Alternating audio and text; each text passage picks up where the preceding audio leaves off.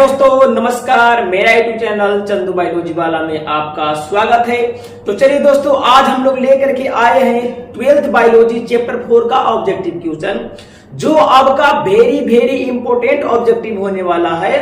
अगर इस ऑब्जेक्टिव को अगर आप देख लेते हैं, अगर यह वीडियो को आप देख लेते हैं, तो आपके 2026 के एग्जाम में जो आपको बायोलॉजी से रिलेटेड क्वेश्चन आने वाली है, जो भी आपका चैप्टर 4 से उठाने वाला है, अगर इस वीडियो को आप देख लेते हैं तो आपका इसके बाद आपको कोई और वीडियो देखने की आवश्यकता नहीं पड़ेगी, क्योंकि मैं इस तरीका से आपको ऑब्जेक्टिव देने वाला हूं, आपको और कहीं नहीं मिल सकता है। तो अगर मेरे चैनल पर नए होंगे तो मेरे चैनल को सब्सक्राइब जरूर कीजिएगा, क्योंकि मैं इसी तरीका से chapter by chapter objective question लेते आ रहा हूं।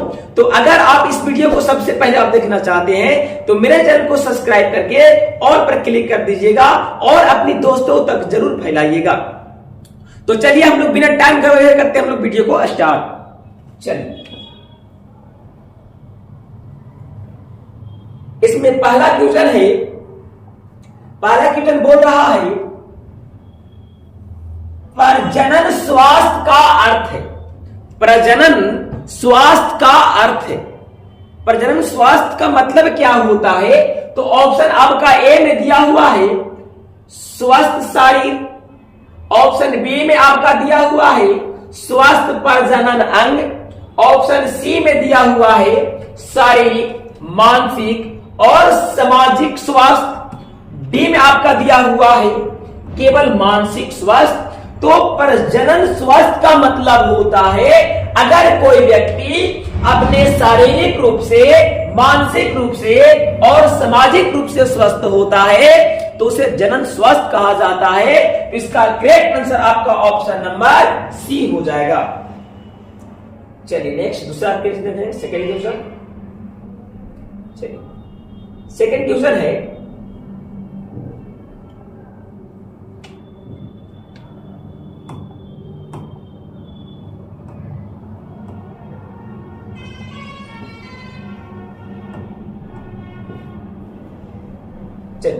सेकंड क्वेश्चन है बोले कि भारत में परिवार नियोजना कार्यक्रम कब शुरू किया गया है? यानी कि भारत में परिवार नियोजना के जो नीति चलाया गया था वो कितने वर्ष में चलाया गया था? तो ऑप्शन ए में दिया हुआ है आपका 1952 ईस्वी में, बी में दिया हुआ है 1965 ईस्वी में, सी में आपका दिया हुआ है 1972 ईस्वी में, डी में आपका दिया हुआ है 1980 ईस्वी में। तो करेक्ट आंसर आपका ऑप्शन नंबर ए हो जाएगा 1952 ईस्वी में। चलिए नेक्स्ट थर्ड क्वेश्चन देखेंगे। थर्ड क्वेश्चन है बोले कि RCH का पूरा नाम है। RCH का पूरा नाम क्या होगा? तो इसका करेक्ट आंसर हो जाएगा reproductive and child care, health care. इसका ऑप्शन नंबर ए हो जाएगा। चलिए नेक्स्ट, चलिए चौथा क्वेश्चन है बोले कि भारत में औसत विवाह योग्य आयु है। भारत में औसत विवाह करने का जो उम्र होता है लगभग कितना साल माना गया है? ऑप्शन ए में दिया हुआ है 15 वर्ष, बी में दिया हुआ है 18 वर्ष, सी में दिया हुआ है 20 वर्ष और डी में आपका दिया हुआ है 21 वर्ष। तो इसका करेक्ट आंसर आपका ऑप्शन नंबर बी हो जाएगा 18 वर्ष। चलिए नेक्स्ट पांचवा क्वेश्चन देखेंगे। पांचवा क्वेश्चन है बोला कि गर्भ निरोधक साधनों का उद्देश्य, गर्भ निरोधक साधनों का उद्देश्य क्या होता है? तो गर्भ निरोध के मतलब क्या होता है? तो हमारे क्षेत्र में, हमारे भारत में जो जनसंख्या अत्यधिक बढ़ रहा है उस जनसंख्या को रोकने के लिए जिस विधि का प्रयोग किया जाता है उसे ही बोला जाता है गर्भ निरोधक। तो उसका मेन उद्देश्य क्या होगा?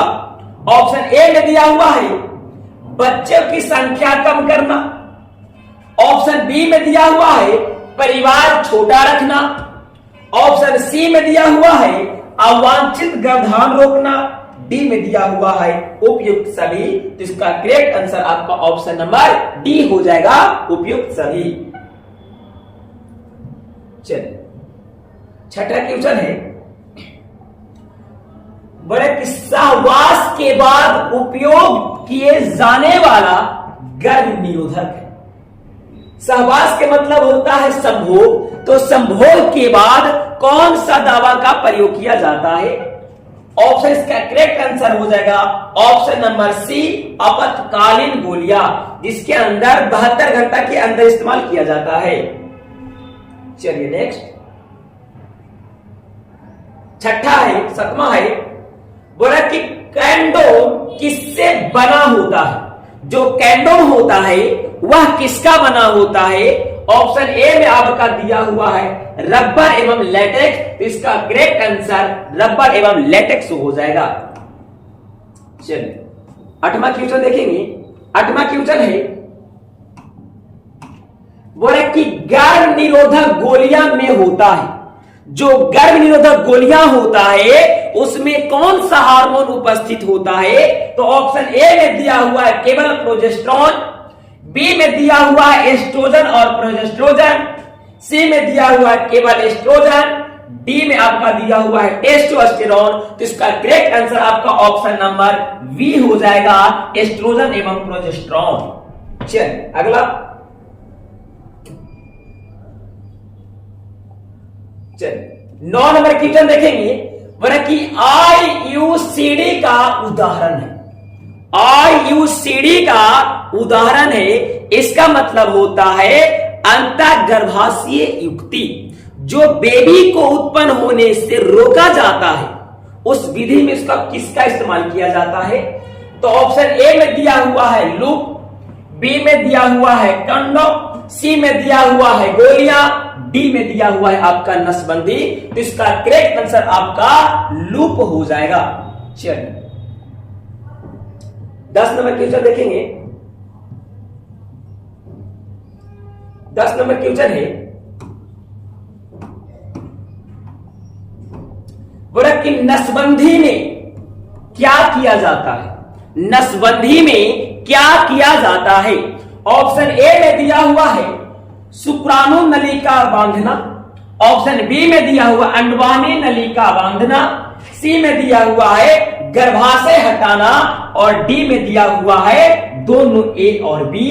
तो आपका जो नसबंदी होता है, नसबंदी दोनों में किया जाता है, नर में भी किया जाता है और पुरुष में भी किया जाता है। और जो नर में नसबंदी होता है उस शुक्रवाहिनी नलिका को काट कर बांधा जाता है, और आपका जो मादा में होता है वह अंडवाहिनी नलिका को काट कर बांधा जाता है। तो करेक्ट आंसर आपका ऑप्शन नंबर डी हो जाएगा।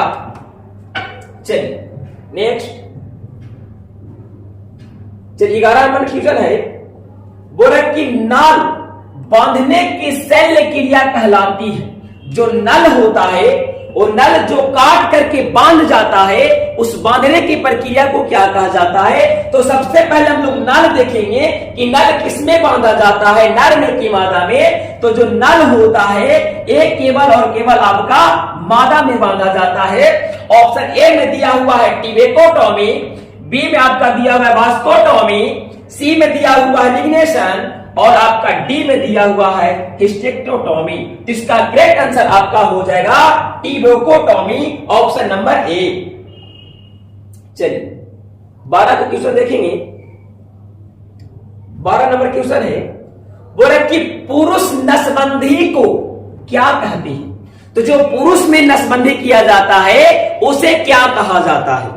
तो ऑप्शन इसका करेक्ट आंसर हो जाएगा वास्कोटॉमी, जिसको हिंदी में शुक्रवाहिनी उच्छेदन के नाम से जाना जाता है। चलिए नेक्स्ट 13 नंबर क्वेश्चन देखेंगे। चलिए 13 नंबर क्वेश्चन है, बोले कि HIV फैलता है। HIV फैलता है किसके कारण? तो ऑप्शन ए में दिया हुआ है रक्त से, बी में दिया हुआ है यौन संबंध से, सी में दिया हुआ है संक्रमित सीरियजन से, डी में आपका दिया हुआ है इनमें से सभी। तो करेक्ट आंसर आपका ऑप्शन नंबर डी हो जाएगा। चलिए 14 को क्वेश्चन देखेंगे। चलिए 14 नंबर है, बोला कि एड्स का कारक है। एड्स का कारक मतलब होता है एड्स किसके कारण फैलता है। ऑप्शन ए में दिया हुआ है वायरस के द्वारा, बी में दिया हुआ है बैक्टीरिया के द्वारा, सी में दिया हुआ है कवक के द्वारा और डी में दिया हुआ है प्रोटोजोआ के द्वारा। तो करेक्ट आंसर आपका एड्स वायरस हो जाएगा, जो वायरस का नाम होता है HIV। चलिए नेक्स्ट,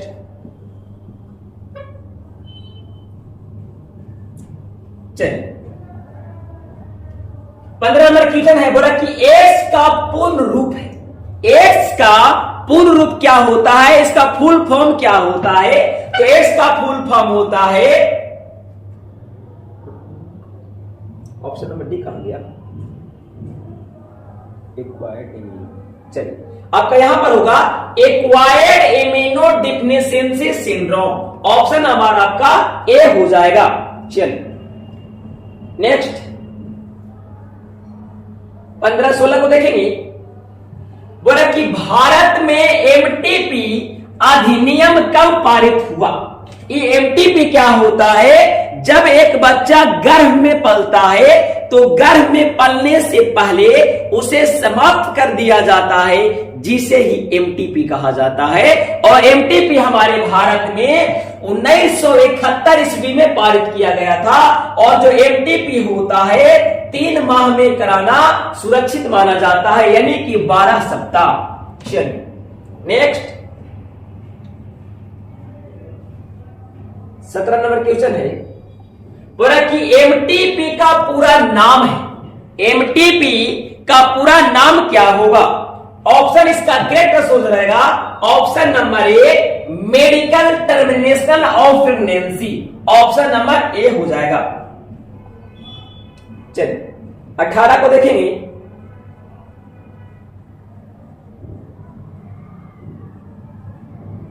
चलिए 18 नंबर क्वेश्चन है, बोले कि सबसे सुरक्षित गर्भ निरोधक तरीका, सबसे सुरक्षित गर्भ निरोधक तरीका है, यानी कि बाबू ऐसा गर्भ निरोधक हम लोग इस्तेमाल करना है जिसका नुकसान नहीं होना चाहिए और उसे इजीली तरीका से हम लोग उपयोग कर सकते हैं। तो इसका करेक्ट आंसर हो जाएगा आपका कंडोम। ऑप्शन नंबर बी हो जाएगा। चलिए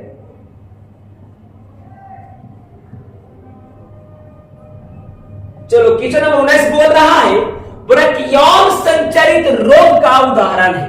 यौन संचरित रोग का उदाहरण है, या यौन संचरित क्या होता है? तो वैसा रोग जो एक व्यक्ति से दूसरे व्यक्ति में शारीरिक संबंध बनाने से फैलते हैं, उसको यौन संचरित रोग कहा जाता है।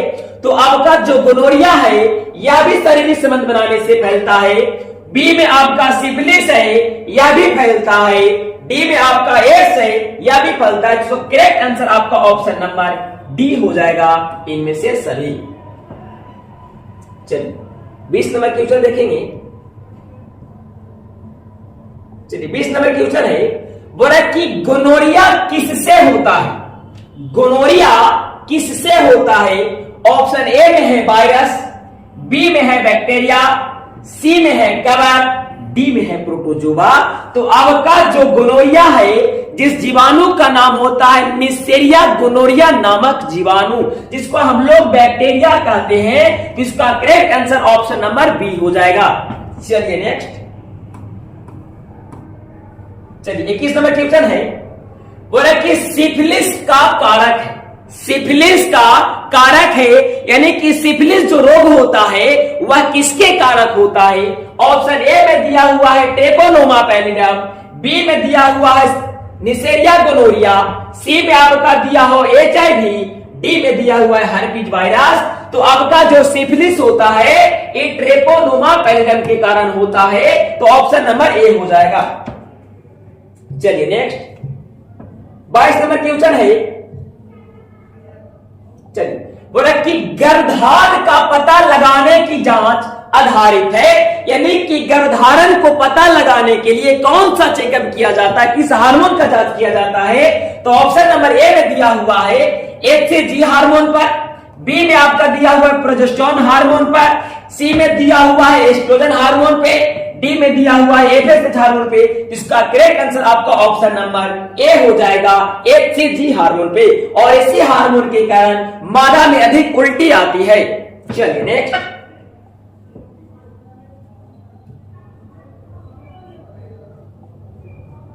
चलिए 23 नंबर क्वेश्चन है, बोला कि गर्भ निरोधक यंत्र सहज है। सहज का मतलब होता है वैसा गर्भधारण, वैसा गर्भ निरोधक विधि जो इंसान खुद अपने से प्रयोग करता है उसे सहज बोला जाता है। तो इसका करेक्ट आंसर आपका हो जाएगा कंडोम। चलिए नेक्स्ट, 25 नंबर क्वेश्चन है, बोला कि कॉपर टी का कार्य है। कॉपर टी क्या कार्य करता है? जो कॉपर टी होता है मादा के गर्भाशय में फिट कर दिया जाता है और वह कॉपर एक कॉपर आयन स्रावित करता है, जिसके वजह से जो शुक्राणु होता है वह गति नहीं कर पाते हैं। तो इसका करेक्ट आंसर आपका ऑप्शन नंबर बी हो जाएगा। चलिए अब हम लोग 25 नंबर क्वेश्चन देखेंगे।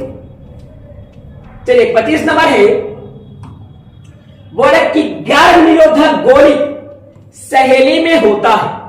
गर्भ निरोधक गोली सहेली में होता है और सहेली एक ऐसा गर्भ निरोधक गोली है जिसे सप्ताह में एक बार प्रयोग किया जाता है। तो जो गर्भ निरोधक गोली सहेली होता है उसमें गैर स्टेराइल यौगिक होता है। तो इसका करेक्ट आंसर आपका ऑप्शन नंबर बी हो जाएगा। चलिए 26 नंबर क्वेश्चन देखेंगे। इसे देखने से पहले अगर मेरा वीडियो आपको अच्छा लग रहा होगा तो मेरे चैनल को सब्सक्राइब जरूर कीजिएगा और अपने दोस्तों तक जरूर फैलाइएगा, क्योंकि इस वीडियो के देख करके वह भी लाभ उठा सकेंगे और 2026 में आ रहे एग्जाम में अच्छी नंबर से पास भी हो सकते हैं। तो अपने दोस्तों तक जरूर फैलाइएगा। चलिए 26 नंबर क्वेश्चन है, बोला कि सबसे पहले परिवार नियोजन अपनाने वाला देश है। तो ऐसा कौन सा देश है जो सर्वप्रथम परिवार नियोजन के बारे में अपना देश अपनाया था? तो जो करेक्ट आंसर होता है वो आपका भारत होता है, जो परिवार नियोजन के बारे में अपने कुछ लोगों को सुझाव दिया था, जो आपका 1952 ईस्वी में दिया गया था। चलिए नेक्स्ट, चलिए 27 नंबर क्वेश्चन है, बोला कि कॉन्डोम से कौन सा रोग रोका जा सकता है? कॉन्डोम से कौन सा रोग रोका जा सकता है? तो कॉन्डोम एक ऐसा युक्ति होता है जिसमें नर शारीरिक संबंध बनाने के समय अपने वशिष्ण के ऊपर उसे लगा दिया जाता है, जिसके वजह से शारीरिक संबंध बनाने के दौरान नहीं तो उसे यौन संचारित रोग फैलता है और नहीं तो उसे बेबी हो पाता है। तो इसका करेक्ट आंसर हो जाएगा आपका एड्स भी है। एड्स को भी रोका जा सकता है, सिफिलिस को भी रोका जा सकता है, गोनोरिया को भी रोका जा सकता है। तो करेक्ट आंसर आपका ऑप्शन नंबर डी हो जाएगा, इनमें से सभी। चलिए नेक्स्ट क्वेश्चन है 28 नंबर। चलिए बोला कि असुरक्षित संभोग का परिणाम हो सकता है। असुरक्षित संभोग का परिणाम हो सकता है यानी कि जब कोई नर एवं मादा असुरक्षित संबंध बनाते हैं तो उनके अंदर क्या क्या परिणाम देखने को मिल सकता है, क्या क्या समस्या देखने को मिल सकता है उसके अंदर। तो पहला ऑप्शन दिया हुआ है यौन संचारित रोग, तो जो बिल्कुल असुरक्षित संबंध बनाने के दौरान यौन संचारित रोग भी फैल सकता है। ऑप्शन बी में दिया हुआ है अवांछित गर्भ, यानी कि बिना चाहे भी वो गर्भ धारण कर सकते, तो बिल्कुल हो सकता है। सी में आपका दिया हुआ है दोनों, डी में दिया हुआ केवल ए। इसका करेक्ट आंसर आपका ऑप्शन नंबर सी हो जाएगा, ए और बी दोनों। चलिए नेक्स्ट क्वेश्चन है 29 नंबर क्वेश्चन। चलिए 29 नंबर है, बोला कि महिला नसबंदी होती है। जो महिला में नसबंदी होता है उसे कौन सा भाग को काट दिया जाता है जिससे महिला को बेबी उत्पन्न नहीं होता है? तो इसका करेक्ट आंसर हो जाएगा आपका अंडानी में उनकी जो अंडवानी होता है उसे काट कर बांध दिया जाता है, जिसके वजह से अंडाणु और शुक्राणु आपस में नहीं मिल पाते हैं और जब नहीं मिल पाते हैं तो उस महिला के अंदर निषेचन की क्रिया